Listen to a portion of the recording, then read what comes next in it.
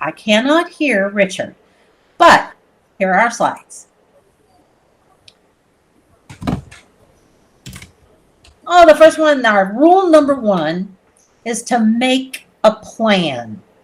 Your first step would always be seeing a certified elder law attorney and get financial power of attorney and healthcare power of attorney. An advance directive, or POST or MOST, is a signed physician's order that is the physician's order for life-sustaining treatment. It is the actual legal document you will need if your loved one has decided not to have a feeding tube, not to have intubation, not to be resuscitated. The only thing that gives you absolute certainty of that is if you have a physician's order for life-sustaining treatment. Some states call it MOST. Here in Georgia, we call it POST. So it just means order for life-sustaining treatment. And if you Google that for your area, I'm sure that you will be able to find where that document is. Must be signed by a physician.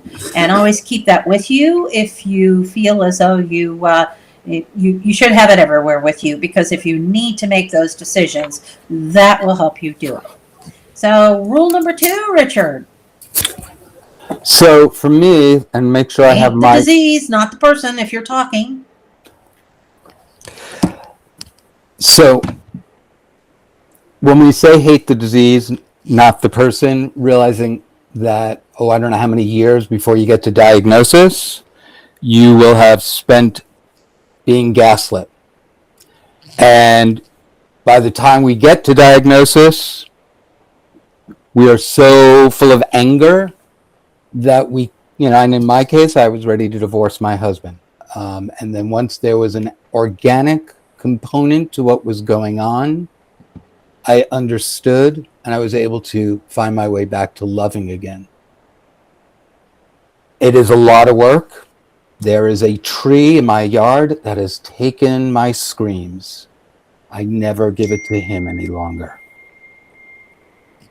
So let's see if I can prompt Sharon to go with the third one.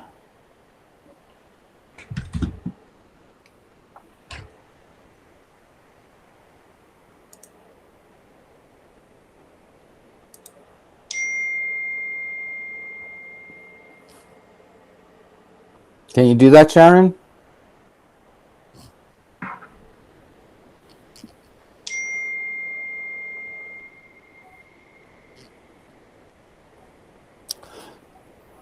So let's also then, I'm just going to keep going. Let's also be aware. You guys hear me now? Yes. Okay. I cannot hear Richard. So anyway, did you hear me say anything about rule 1? Okay. So, Richard, please, rule 2.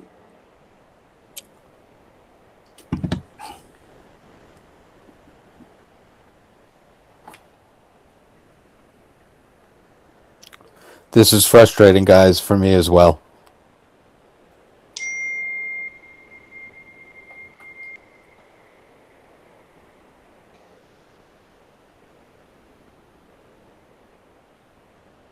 Oh, okay, Richard is done. Now, rule 3. I'm so sorry about all this, people. We really want to give you some really good tips. I hope we are. Keep them safe. Keep you sane. This is my mantra. What this means is you must keep the person with FTD safe, but you must also keep yourself sane.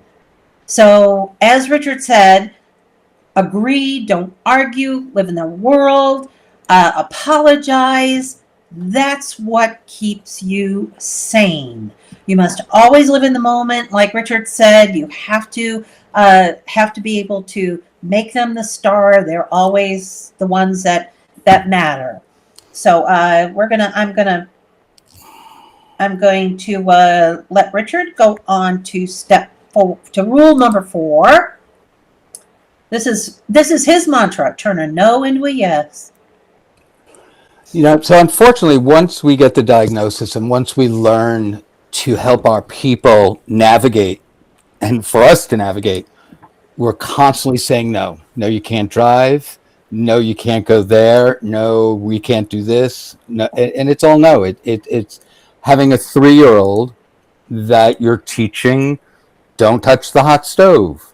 Well, the 3-year-old touches the hot stove and eventually learns it is hot. FTD person touches the hot stove and doesn't really learn that it is hot. So how do we take that no and manage to table it with a yes? And so, like right now in my home, there's a email that wants to be sent for a horse that he will never ride. But every morning it's like, did you send the email? And I'm like, great idea. Haven't gotten to it. I think we need to get ready for our morning walk. We'll get back to it.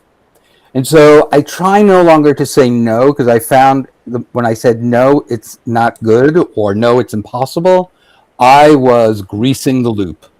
And I was basically creating more hate than love. And by saying yes, I'm stroking their ego, keeping our love going, but I'm also getting what I need, which is deflection. And straightforward deflection in my house didn't work, but a slightly lubricated one worked better. And so we all have to kind of find how we can use words in the positive to relate a negative. Complex, but it is doable. I also recommend track their words. So my husband was always saying, that makes me unhappy. Well, I was like, okay, so we understand unhappy. So I was like, if you want to do that, it might make me unhappy. It also then allowed me to go back into that no into a yes, because he wants to make me happy. So let's see if we can prompt Sharon to go.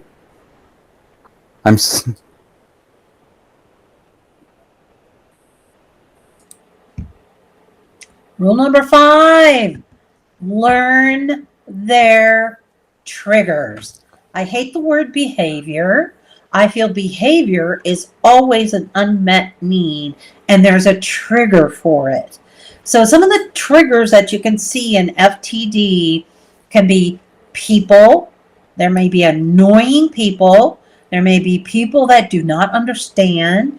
They may lose their temper with them. That's a trigger for them. So if you can keep them away from the annoying people, or move them away from the annoying people, or give information to the people who do not understand so they can then learn a little bit something about FTD, that's always a good thing. So people are one of the things that that really can annoy people and really is a trigger for people with FTD. Places. This is a big one. There are places that can be triggers for FTD. Loud noises, absolutely off the table. Don't take them around loud noises. Don't take them around crowded spaces. And certainly don't take them when you have a long wait. So if you have to go to an event and you're standing in a long line, it's probably going to get a little bit difficult for you because it can be a real trigger.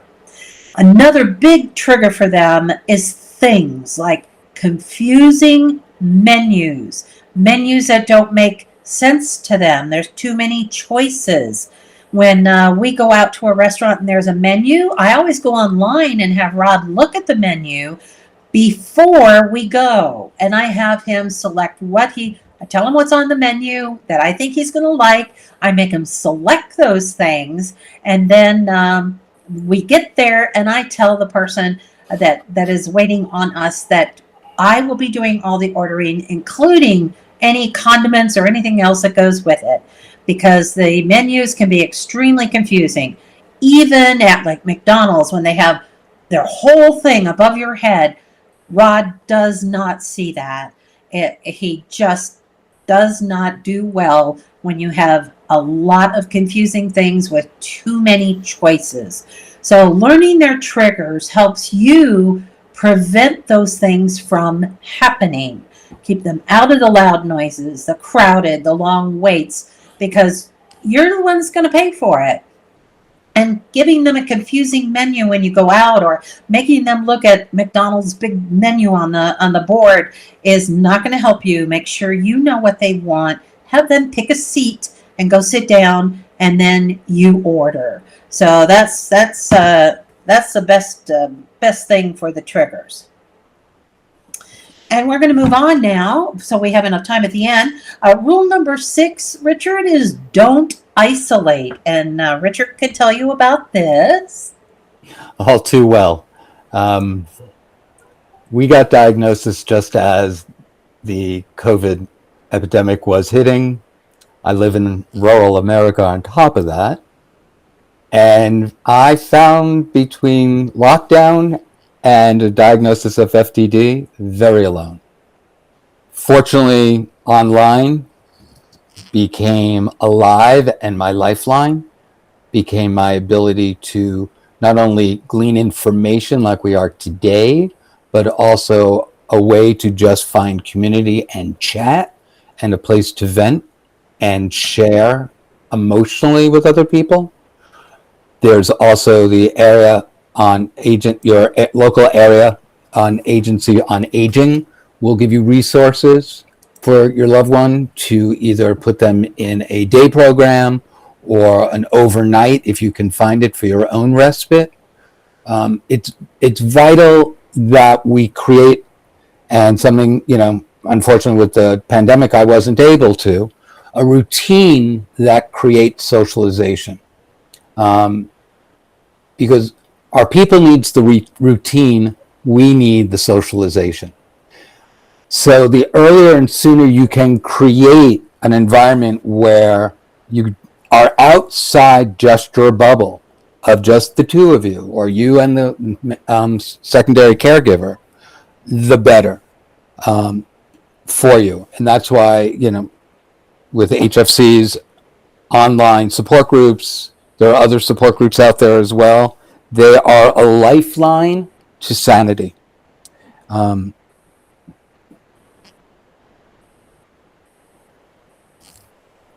now, Sharon, you go. And I wish she understood. Okay, here we go. Richard told you about isolating. So now we're going to talk about Rule 7.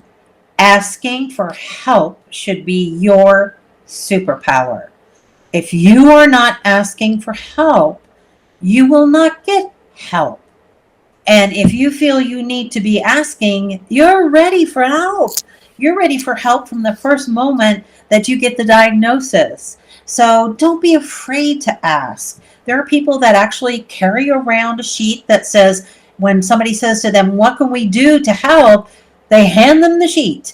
Things like, bring me your leftovers. There are some nights that I just can't get to the stove to cook. So anything that you might need. I actually asked for help as soon as Rod was diagnosed. I put a letter in my neighbor's mailboxes and said, this is what Rod has. This is what it means. These are the things that he might do.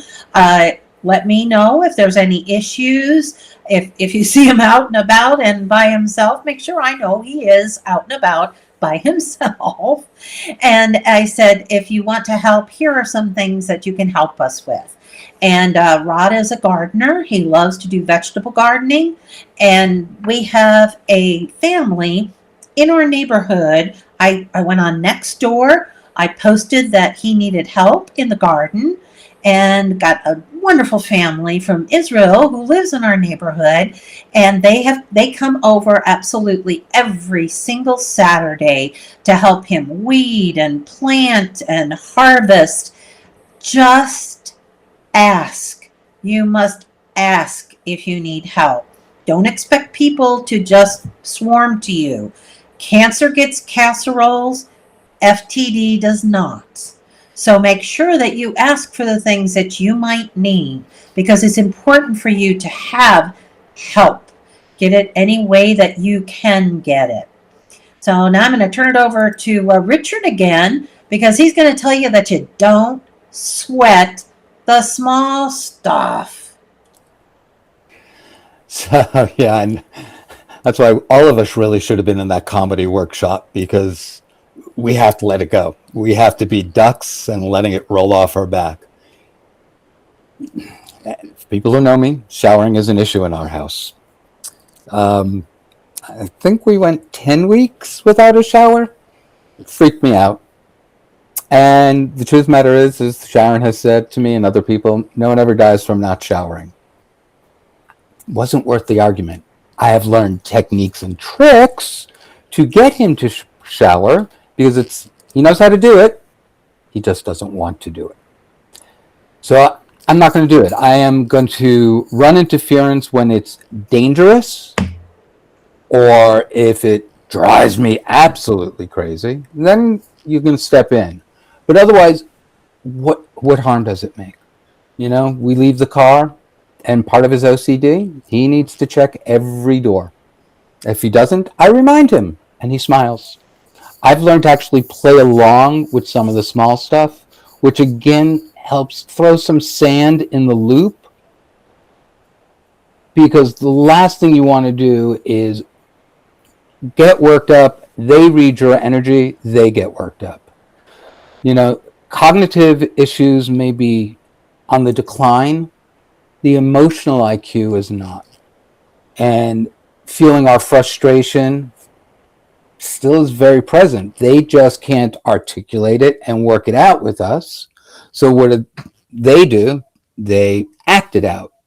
So we have to figure out where we draw the line in the sand. What is important, what is not important.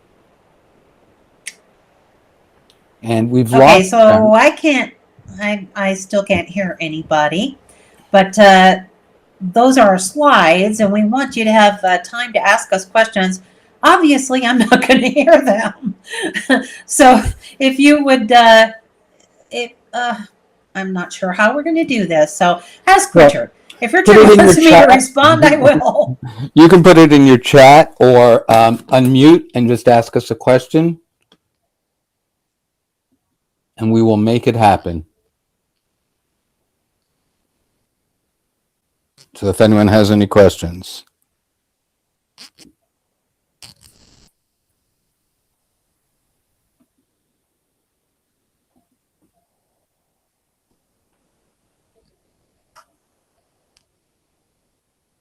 Can you hear me, Richard? Yes, ma'am. Okay. Oh, so you can hear me now. Oh, you can see me. So I know Sharon addressed, since there are no questions coming up, I need to say, insofar as the Willis thing coming out, all the resources in the world will not protect any of us from the emotional trauma of running through the disease, and the idea that hopefully, I thought maybe if I left the stage that I would be able to hear you, but it didn't work. So if you want me to answer any questions, please let me know what they are. I'm sorry about this, guys. If I had known, this all worked very fine when I went into the other panel. I heard everybody. I saw everybody. So I don't know. Hopefully what it will do for us is, like Sharon was saying, bring attention for both resources for research in genetics and medicine, but also for caregiving and the stress on the caregivers. Given that the average age is between 40 and 50 for diagnosis with FTD, many of us are still within financial accumulation years, and a little too early to draw out of whatever funds we have tucked away for retirement without penalty. So we would love for all of you people to walk away calling your congresspeople and letting them know that we're out there. And hopefully that will be one of the great positives of a journey that no family wants to go on. So Ellen, keeping them safe or sane. I think the biggest keeping them safe and sane for me, as you ask, is about driving. The biggest safety issue is having someone with a cognitive issue behind the wheel and having somebody who also has executive function issues behind the wheel. It's a Band-Aid that has to be pulled, and it's always located on the hairiest part of the body. But Huh? it is completely a safety issue in Can you hear so me, Richard? far as Okay. we don't. So, Marianne. Okay. Marianne has a question. What advice do you have to cleverly deal with people in public who see or hear your loved one doing something FTD-like that might make them uncomfortable? My standard answer is I will say, sorry, dementia, because people don't know FTD. So dementia they know. So I will say, sorry, dementia. And if he says something inappropriate, does something inappropriate, I usually will have information about FTD with me, and I will say, sorry, dementia, and hand out information about FTD. I am not embarrassed because this is a brain disease. People have to understand that this isn't any different than having cancer and going out when you're in chemo and not have hair. We're very used to seeing that now. We should become very used to seeing people who someone says, I'm sorry, they have dementia. Or you can get cards, you can print out cards that you can hand out that say, please excuse my person. They have dementia and have trouble communicating, or sometimes are inappropriate, or whatever you need to say on that card if you need to do that. Because oftentimes we know they have anosognosia, they do not recognize anything is wrong, and sometimes a card is maybe the only way you can get that across without saying, sorry, dementia, like I do, because Rod knows. So, Richard, do you have anything to add to that? No, I have no problem saying, and particularly in public, I just say he has dementia. Please excuse me. I don't go into detail of the kind of dementia. It's not really quite worth it. I think as soon as you just say dementia, I have found most people have shown grace and some compassion towards us. And I'll also, as a same-sex couple living in rural America, we get a lot of looks. He does a lot of weird things. I just say he has dementia. And that has really shown to me that there is humanity left in the world. And I hope we can build on that, truthfully. Yeah, I mean, and Maria, I agree with you. I think, for us, it brings us our own anxiety. But I try not to own the disease.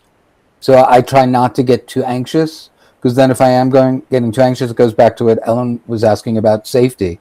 Then for me, safety is being compromised. It's a disease. I'm no longer going to find anxiety about it. It is what it is.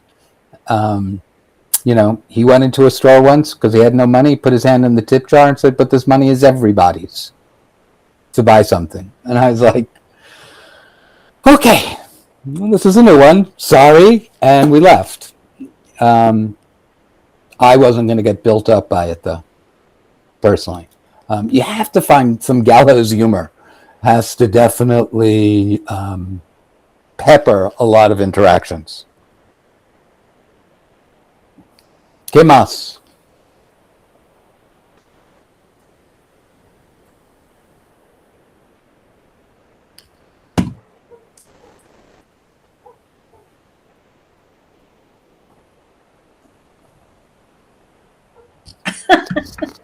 Speak, he says. I sure wish this would have worked like I thought it was going to work. Oh, well, I really wanted to talk to each and every one of you. This FTD journey is a long one. It is a difficult one, and we all share in the same boat. I am going to put in the chat. I'm sure all of you can get into the chat. I am going to put in the chat. I do have a podcast for people that take care of someone with FTD, there's about 7 years worth of archive stuff there. And we pretty much talk about anything as we do in our biweekly chat. So, yeah, don't. Maria is saying, don't forget to join us in the FTD Caregiver Lounge if you'd like to connect. So I hope that I can connect in there. But I'm going to put the podcast in here for you. And so you have that. And Richard and I are both in... I can't type and talk, you know. I'm like a single issue person. So I put it in the chat. I put the podcast in the chat. So please help yourself to go in there and look through and see what's there. And I'm going to put my email address in, and then Richard can put his in. You can certainly email me anytime you would like. I will be happy to answer any questions for you. I'd be happy to share our sorry, that's Yahoo. Okay, let's do it again. I'd be happy to share our Monday and Saturday podcast link to you, and you can join us there. We talk about everything. We leave nothing off the table. We have talked about absolutely everything in our chat. You don't have to be afraid to talk about anything. We talk about poop. We talk about what's the best incontinence way. What's the best way to keep our beds clean. So please join us. Send me an email. I'd be happy to send you the link. We are also on Facebook in Frontotemporal Degeneration Info and Support. There's also a group on Facebook called The FTD Spouse. We encourage you to be there as well. And I have a site on Facebook that's called Frontotemporal Dementia, and then FTD in parentheses 101. And I usually post information there. It's not a place where you can comment, but it is a place for you to find information about FTD and to share with others. So I'm sorry that I got goofed up here with this thing. Richard, any remarks? Well, yeah, I think part of it, and I don't know where we all are within this group, and if people want to leave it in the chat, within the journey and how new you are to diagnosis and along, because we read a lot of different information we get. And the truth of the matter is not all things we read are going to be ours. So I've ended up with a very docile person, but I was warned very early on to never put my back to the door, always know where the exit, beware that violence is coming. It's not been my reality. So it's definitely a reality for many, but you can't take on every possible incarnation for FTD, where everyone is, they say, a snowflake. Unfortunately, collectively, it is a horrible storm that we're all in. But individually, the uniqueness is such that it's very difficult to anticipate, if I'm at A, will I be at B or am I at D next? So I very early on just kind of gathered up all the different bits of information, stored them, and then as they potentially arrived in my world, I went for them for a resource and for further understanding. But I really made it really clear very early on that I wasn't going to have to take on every possible possibility that's going to arrive.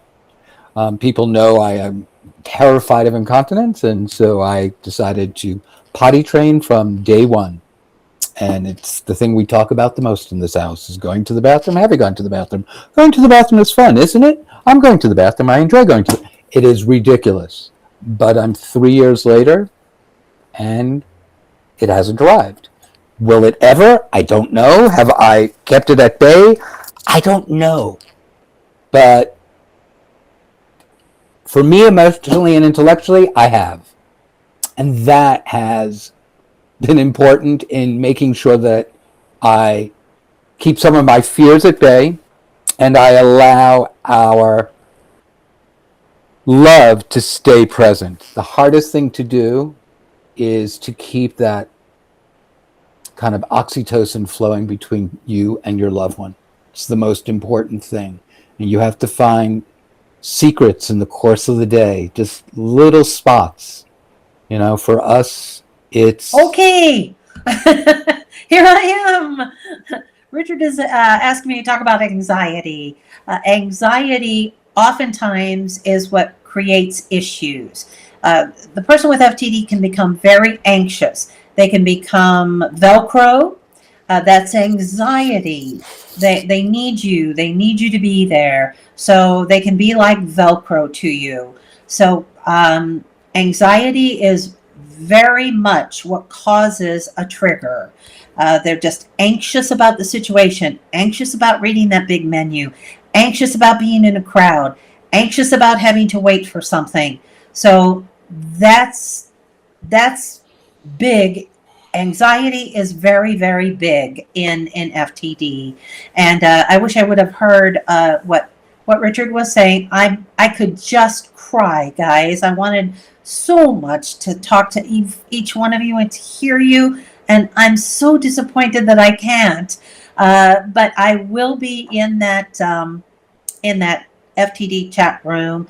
Hopefully we'll be able to converse there. But anxiety, yes, Richard, anxiety is top of the list and causes more problems than probably anything else. Anxiety can very much cause a lot of behaviors because that's what it is. It's an unmet need, and that's what behaviors are.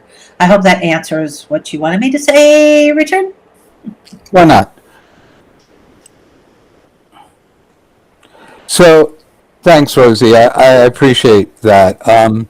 You know, the truth of the matter is the hardest thing to do is keep our sanity, not just for the outside world, but the one between the person we love and the disease. So the hardest part of the journey for me has been kind of bifurcating the two. And so I've indulged in the intellectual pursuit of brain anatomy and what's going on and the difference between Alzheimer's and FTD and vascular and all that kind of stuff to keep me engaged and in a sense of, okay, I'm getting an understanding why. But I also love the person I'm with. That's why I'm here. And cognitive decline makes that more and more difficult. And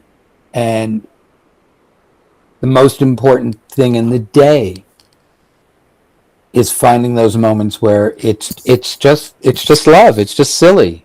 You have to learn that the non sequitur is the greatest gift you can do in the course of the day. I constantly grab him and say, let's dance. We're on our walk on the path. And I'm like, let's dance. It allows me to get probably another 15 minutes out of him walking before he tells me he wants to go home and sit down. Gives me body-to-body contact that is safe. I mean, there is a hypersexuality for some, and you have to figure out how do I give physical contact where it's safe, if it's possible. So there's so many different avenues where we're having to negotiate simultaneously. And I don't want that to wear away my love.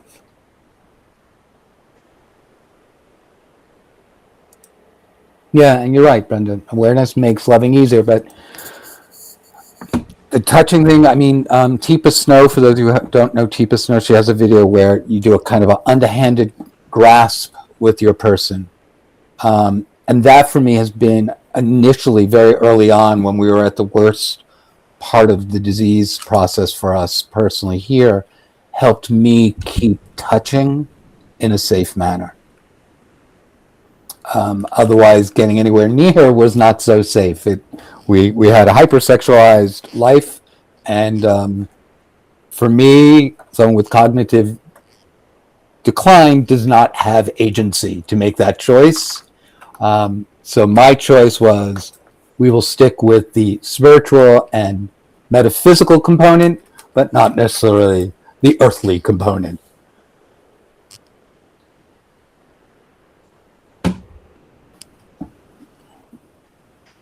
Any other comments, queries, anything anyone needs to add?